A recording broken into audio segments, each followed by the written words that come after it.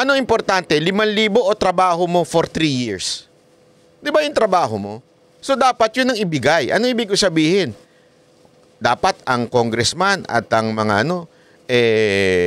ang focus nila kung paano ang trabaho. Madagdagan ng mga trabaho. Hindi ho yung pamimigay ng pamimigay. Sabi ni Senator Amy, ako din, blanco din. Oh, so ibig bang sabihin, sir, sa pamamagitan ng pagsagot ni Senator Amy na blanco, ay ibig sabihin po ba ay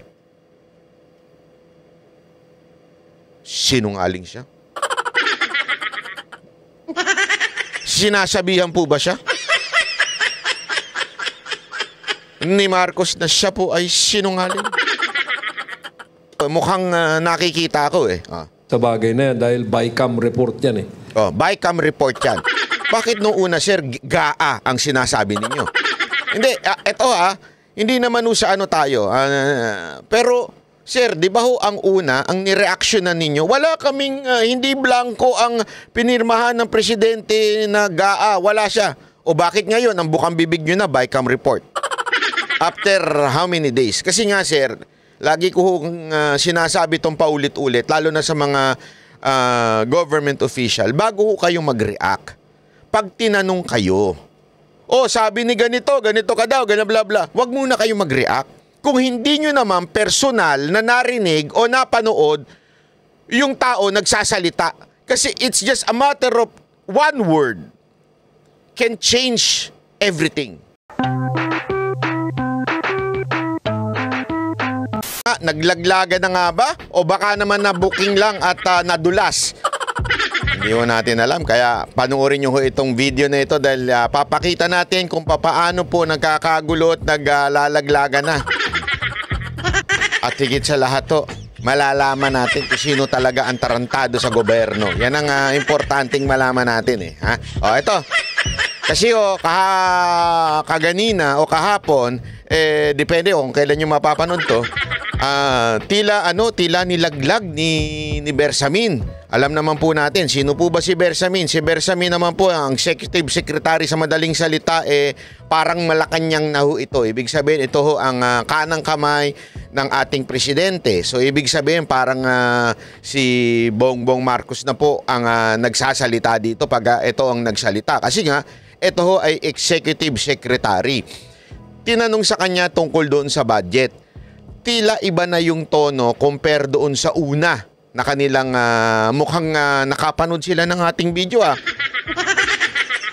Kasi sabi ko naman po sa inyo, tama naman po si Marcos by saying na hindi siya pumirma ng blanco. Tama naman po yun. Talaga namang hindi siya ang pumirma ng blanco. Pero ang importanteng maunawaan natin dito ay ang sinabi ni Pangulong Duterte at ni Ungab ay yung sa BICAM report. Yun po yun. Ibig sabihin, sa kamera ho nagkaroon ng magic dyan. Pinaliwanag na po natin yan. Panoorin nyo sa mga nakaraang video natin. Pinaliwanag natin kung paano nagkaroon ng magic dyan. Ngayon, ito ang siste. Ngayon, nung una, ang sinabi nila parang hindi pa ho nila nauunawaan kung ano talaga ang tinutukoy ni Pangulong Duterte. But this time, alam na po nila. Mukhang na-orient na po sila o baka naman napanood na nila yung mga video. Eto na nga po. Ito na ho yung binitawan ni Bersamin. Iba na po ang tono. Ngayon, ang tanong dito, nilalaglag niya ba ang kamera? Umiiwas pusoy na ba sila? O baka naman talagang nadulas lang? Kaya yan ang pakisagot dyan sa baba, kung ano ho ba sa tingin ninyo ang nangyari dito at bakit ganito na ang tono ng Malacanang ngayon. Okay? Panoorin ho natin. Pasok.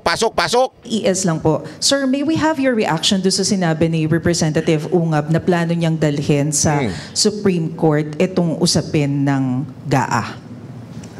Hindi ko mapipigilan si Congressman Ungab at saka yung mga similarly minded people. Sir, ba't di niyo po mabanggit si Pangulong Duterte? Pwede niyo naman sabihin, klarong-klaro naman, alam naman ng taong bayan kung sino po yung nagsalita doon. Who would want to put up a challenge. Ang problema natin dyan is, hindi kami. Yun! Hindi kami. Napaka-importante niyan. Hindi kami. Ang tanong, sino? Yun. Pag sinabi mo kasing hindi kami, linawin natin to ha. Ibig sabihin meron pa rin, di ba? Halimbawa, merong kare, kumakain po kaming banatero, si Boss Dada, Coach Oli, si Master Jude at saka si Jay Guevara. Tapos umorder ako. Umorder ako ng crispy pata. Di pag-order ko ng crispy pata, kaya lang biglang may tumawag sa akin, importante. At hindi pwedeng marinig ng mga kasamahan ko. So tumayo ako, tapos biglang, hello. Ganyan. Pagbalik ko, buto na lang yung crispy pata. Buto na lang siya. Tapos sabi ni Boss Dada, hindi ako yan. Sabi naman ni Jay Guevara, hindi kami yan. Anong ibig sabihin po no, mga kababayan? Simpleng-simple lang. Hindi nga kayo. Pero meron. Di ba? Meron nung kumain nung crispy pata ko. Hindi kaya si Coach Oli yun? O si Master Judea? Ayun po ang siste ho dito. Sabi niya nga, mayroong karapatan si Ungab na tumakbo sa Supreme Court, blah, blah, blah, ganyan. And all the same-minded people. Ngunit dapat subalit. Ang tanong dito ay, meron. Di ba? Kasi sabi mo, hindi kami. Mali.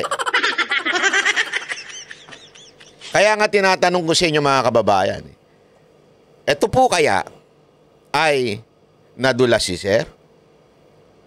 May nilalaglag si Sir? O baka umiiwas pusoy lang si Sir? Yun ang ating katanungan dito na kayo ho ang magko-conclude kung ano sa tingin ninyo. Pero ako, first of all, sa opinion kong ito yung pagsabi niyang and all the same-minded people, alam niyo ho ba yung psychological explanation dyan? By not mentioning PRRD, he is trying na ibaba o di kaya hindi ibigay ang karapat-dapat na honor doon sa tao.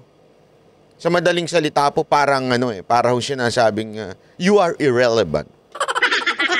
You are no longer part of the talk. Pero alam nyo mga kababayan, whether you like it or not, talagang malaking factor talaga si PRRD. Kasi pag si PRRD nagsalita, ang buong gobyerno nayayanig. Yun ang katunayan dito. Pero gayunpaman, si Bersamin parang binaliwala lang niya ang Pangulong Duterte. Okay lang, sige lang. Opinion mo yan, karapatan mo yan.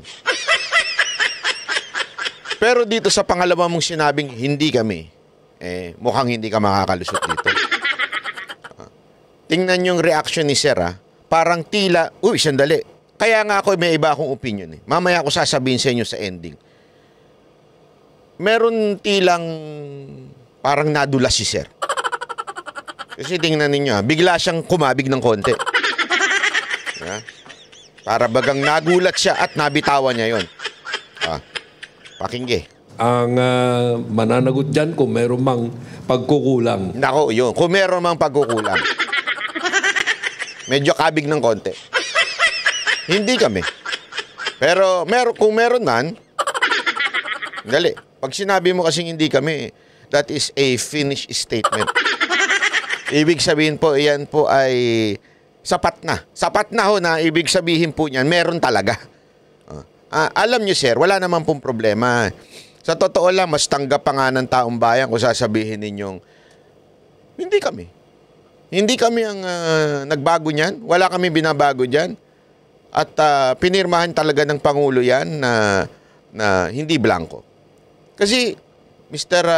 Sir Lucas Bersamin, Executive Secretary, wala naman pong sinasabi ang aming dating Pangulo na si Pangulong Duterte o di kaya ang kagalang-galang, sobrang daming galang nun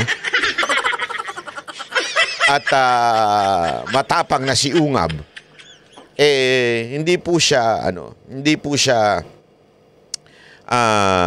natitinag na talaga nga namang ang sinabi ho nila ay BICAM report.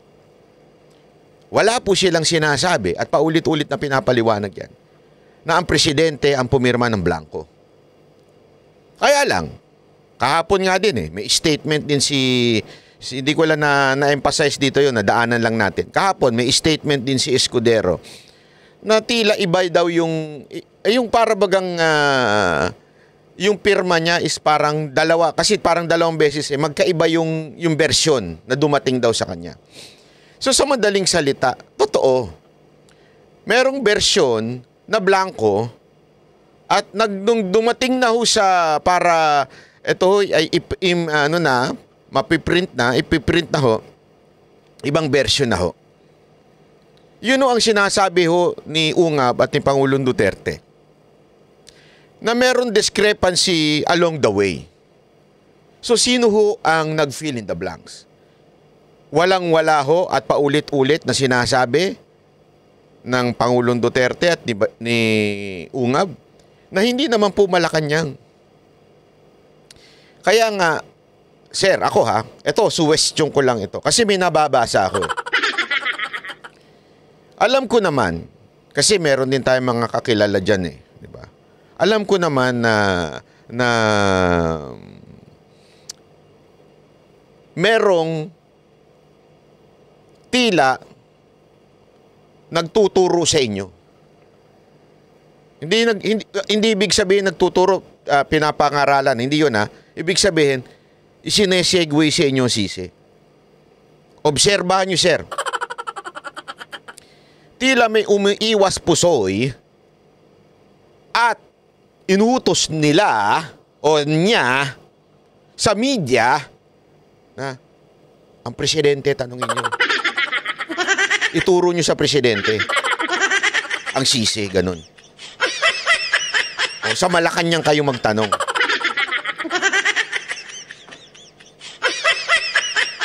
Parang tila ganyan ang packaging o ang turo sa mga media.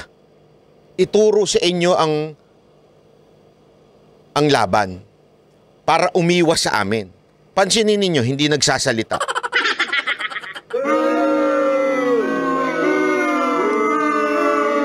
Na dapat siya talaga ang sumasagot.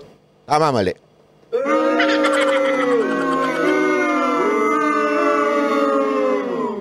Umiwas pusoy na si Escudero.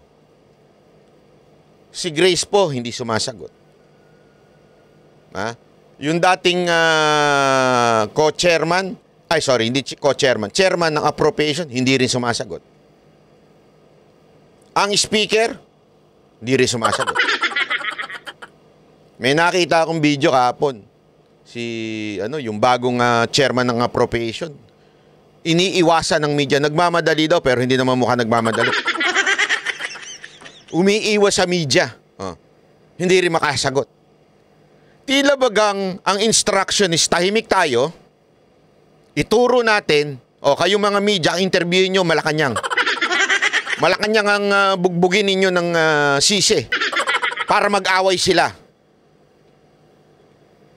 Kaya sir, ako, ito, basa ko lang ito. Baka naman ipinapasa na lang sa inyo ang sisi. Baka naman may girian na kayong nagaganap at sa inyo na lahat ng kapalpakan. 'Di ba? Hindi ho kaya? Hindi, ako ito ang mukhang nakikita ko Sa bagay na yan dahil BICAM report yan BICAM report yan. Bakit nung una, sir, GAA ang sinasabi ninyo? Hindi, ito hindi naman sa tayo. Pero sir, di ba ho ang una, ang nireaksyonan ninyo, wala kaming, hindi blanco ang pinirmahan ng presidente na GAA, wala siya. O bakit ngayon, ang bukang bibig nyo na, BICAM report? After how many days? Kasi nga sir, lagi ko sinasabi itong paulit-ulit, lalo na sa mga government official, bago ho kayong mag-react, pag tinanong kayo, sabi ni ganito ka daw, ganyan bla bla, wag muna kayong mag-react. Kung hindi nyo naman personal na narinig o napanood yung tao nagsasalita, Kasi it's just a matter of one word can change everything. Mantakin mo, GAA yung una ninyong sinasabi na wala kaming pinirmahang blanco sa GAA. Ang tunay naman sinabi, BICAM report. So, ibig sabihin, pinalitan lang yung GAA, yung BICAM report ng GAA para linlangin kayong sumagot kayo ng palaban doon sa nagsabi na BICAM report. Pinalitan yung salita. So yun nga po yung payo natin sa mga government official bago nyo ho ibuka mga bibig ninyo. Dahil ho ang mga media, tarantado po talaga yung mga yan. Para may istorya, hindi kaya may utos sa kanila, para po sila ho ay makakuha ng istorya at makakuha ng sahod doon sa nag-utos sa kanila. Itatanong nila ang mali. Kaya ingat po tayo bilang mga opisyal ng gobyerno. Tuloy. Mananagot dyan kung meron mang pagkukulang sa bagay na yan dahil BICAM report yan eh. Yun. Wala kaming kinalaman sa BICAM report. Yun! Alam nyo naman pala si Ray, bakit kayo ho nag-react noong una? Nag-GAA. Hindi po GAA. Kaya nga sir, tamang-tama ho yung siba. Kaya nga sinabi ko ng mga nakaraang araw, sir, I think you are just answering a wrong question. That's why na wrong ang sagot ninyo. But this time, at least tinama nyo na. Wala kaming kinalaman dyan. BICAM report yan. Malinaw na malinaw. BICAM, sumagot kayo ngayon.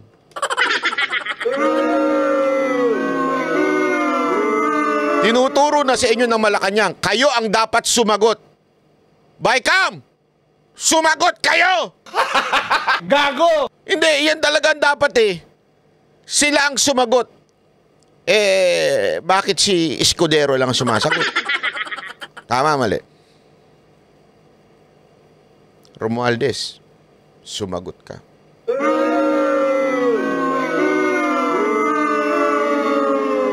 Martin, sumagot ka. Nasa iyo na ang bola, ika nga. Binato na sa iyo ng Malacanang ang bola. Hindi sa amin yan. BICAM report yan. So sila ang pasagutin nyo.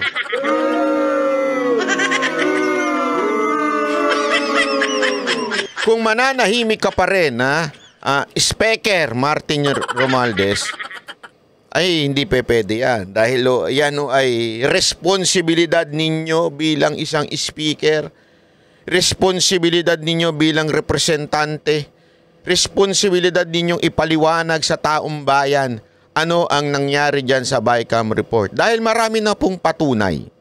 Kahit po ang media, kahit po media, ay meron pong sinasabi na talaga nga namang merong natanggap na blanco. May nagpadala sa akin Hindi ko lang na-download Merong sinasabi ang media na sila mismo natanggap po nila. Natanggap po nila ay blanco. So, ibig sabihin, sir, hindi lang po si Raul. Sorry. Hindi lang po si Raul. Hindi lamang po ang si Senator Amy. Kasi, sir, di ba? Sabi ni Senator Amy, ako din, blanco din. So ibig bang sabihin, sir, sa pamamagitan ng pagsagot ni Senator Amy na blanco, ay ibig sabihin po ba ay sinungaling siya? Sinasabihan po ba siya ni Marcos na siya po ay sinungaling?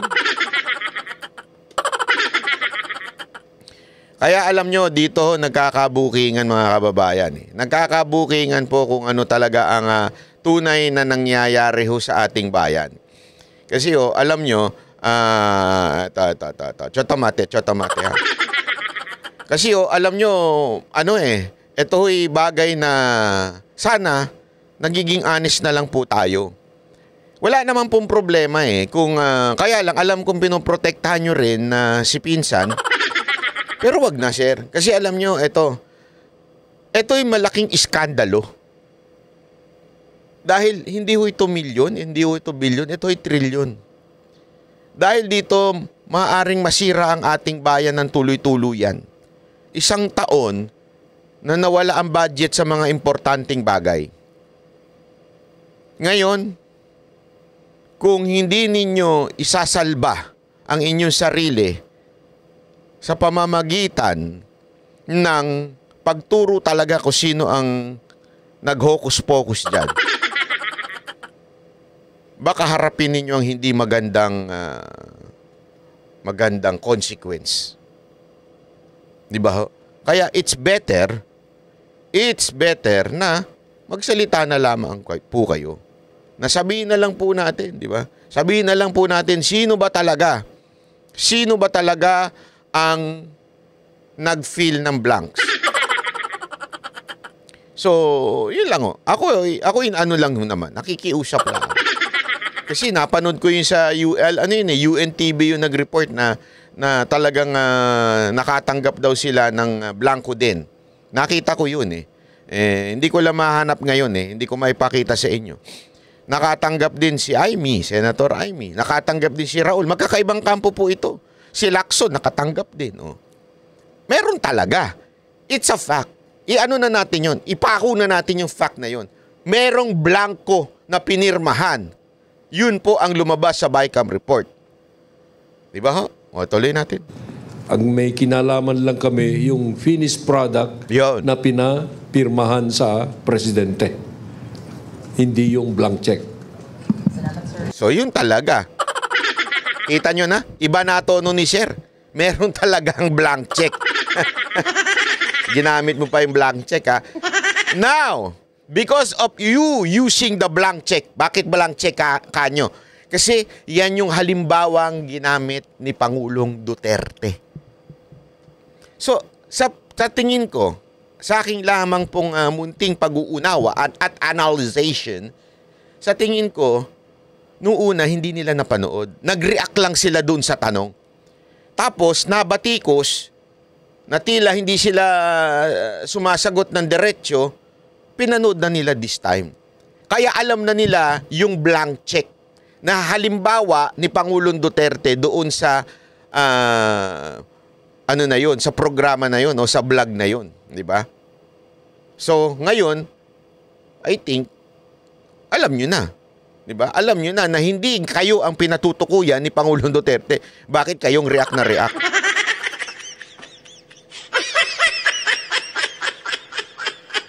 Kasi nga po, mga sir, mga ma'am, dahil po kayo po ay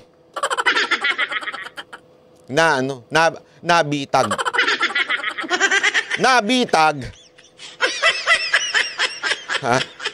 Nabitag ng mga media. Ang tanong, nandyan po ba si Ben Tulfo? At nabitag kayo? Ano importante, 5,000 o trabaho mo for 3 years? Di ba yung trabaho mo? So dapat yun ang ibigay. Ano ibig ko sabihin? Dapat ang congressman at ang mga ang focus nila kung paano ang trabaho, madagdagan ng mga trabaho. Hindi ho yung pamimigay ng pamimigay. Di ba ho? O di kaya batas para sa healthcare. Alam mo, nakakalungkot eh. Hindi ho, walang biro. Sa Pilipinas, 2 lang yan. Pag nagkasakit ka, mamatay ka dahil wala kang pera o mabuhay ka dahil may pera ka. Dahil mayaman ka. Pero sad to say, marami sa kababayan natin, yung mga nagdadialysis, chemo. Hindi, ito alam ko ito. Kasi nung panahon na nanay ko ay nagkikimo, talagang ubusan ng pera. Laki ho ng gastos, mga kababayan. Talagang naubos po ang lupa namin, bahay namin, dahil po sa gastos na yan. Di ba? Anong punto ko dyan? Ngayon ho kasi, talagang ganun. Mamamatay ka pag wala kang pera. Na sana, dapat, full subsidy sana yan ng gobyerno. Ang laki ng budget na inilipat ng PhilHealth. Mantakin mo ha, ito ha. 0 budget ang ibinigay sa PhilHealth. Doon sa, sa kanilang subsidy. Tapos, pupunta ka ng ospital, sasabihin walang pera. Diba? Wag na ho tayo kayo ho mismo mga kababayan natin nandiyan sa mga public hospital. Pag umaharap kayo, di ba hirap na hirap? Kailangan lalapit pa kayo kay congressman, hihingi pa kayo ng recommendation para makakuha dito sa DSWD o sa mga departamento ng ating pamahalaan. Bakit ganun? Nagmamakaawa kayo. Hindi kayo dapat nagmamakaawa. Karapatan niyo yan bilang Pilipino na nagbabayad ng tax. Mantakin mo, sa ibang bansa, walang problema, tax, go! Sus! Hindi, totoo. Tanungin niyo yung mga kababayan, mga kamag-anak niyo sa ibang bansa, okay lang mag-tax. Kasi ramdam namin eh. Pag kami na ospital, wala kaming problema. Insurance, wala kaming problema. Diba? Wala silang problema. Tayo, mamatay ka, ganun. O di kaya, kung ayaw mo mamatay, magmakaawa ka sa mga politiko. Di ba? Kaya nga laking bagay nung yung ginawang malasakit center ni Bongo. Yun ang tama. Bakit kanyo? Hindi ito, simpleng-simple lang eh. Bakit kanyo tama yung ginawa ni Senator Bongo na ganun? Kasi hindi siya yung namimigay ng pera. O eto, paggamot ka, tapos boto mo ko. Ganun. Hindi ganun. Nagkaroon siya ng institusyon. Nagkaroon siya ng institusyon kung saan ito ang magbahala doon sa mga nangangailangan. Kaya nga one-stop shop yan sa mga 'di ba, malasakit center. Hindi mo kailangan magmakaawa kay Senator Bongo. Kaya nga alam mo, yung mga lumalapit sa akin, "Sir, pwede bang humingin tulong kay Senator Bongo?" Pumunta po kayo sa malasakit. Hindi nyo na kailangan ng recommendation. Pumunta po kayo doon. Tutulungan po kayo. Ito ang problema. May balita tayo. May bali-balita din tayo na may mga ilang malasakit center o tinanggalan ng budget.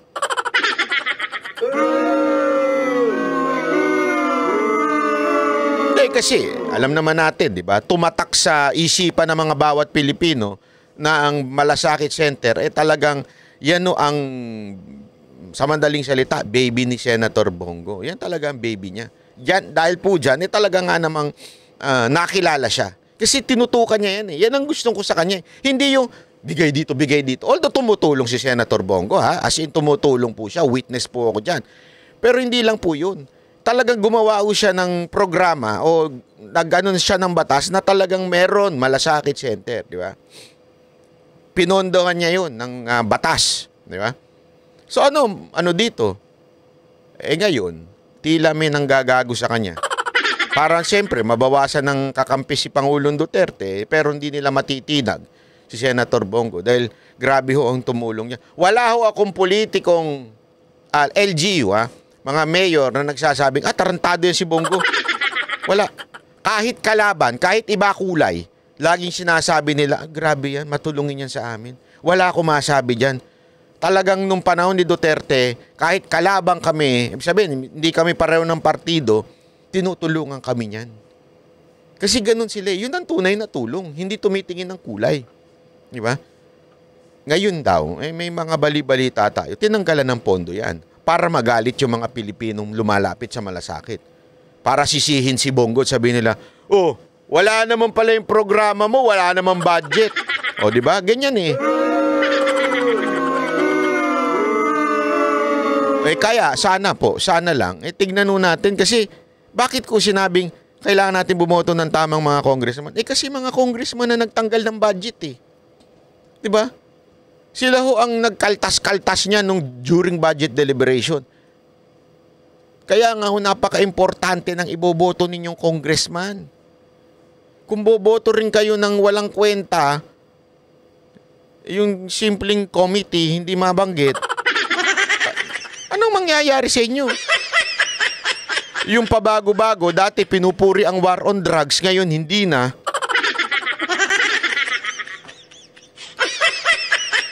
Alam mo yun, ano ibig sabihin yan? Yan ang tinatawag na mangga. Mga manggagamit. Dati, pataas-taas ng kamay kay Pangulong Duterte, ngayon, wala na. Mga mangga.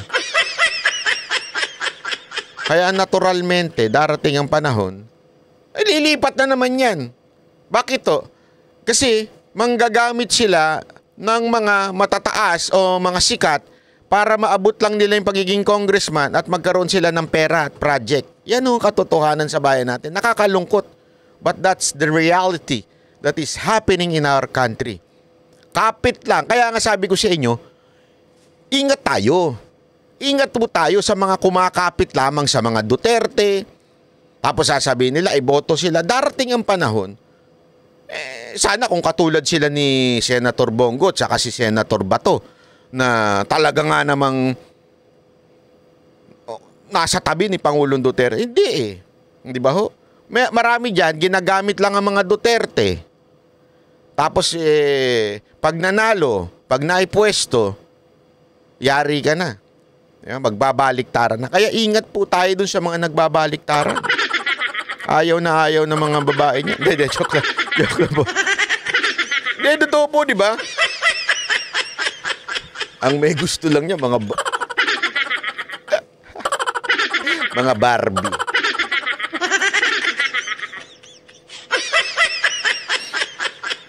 Bakit mo alam, Banat Bay? Barbie ka?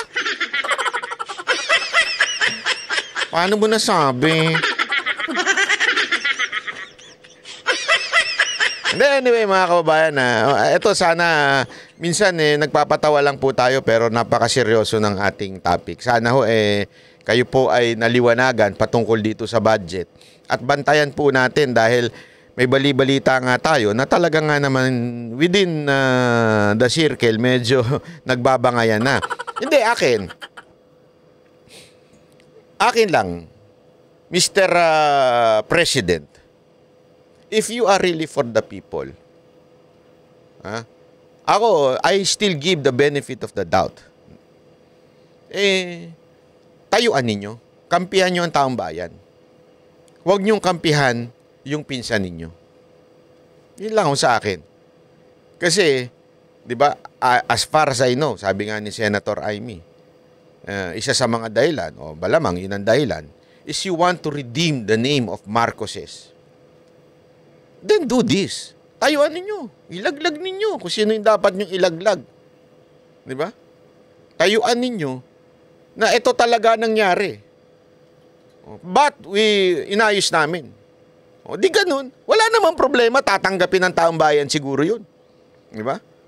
Kaya lang, dapat merong pag-amin at pagturo kung sino dapat ang managot. Sabi nga ni Bersamin, hindi kami yan. Hindi kami dyan. Dapat managot dyan, BICAM.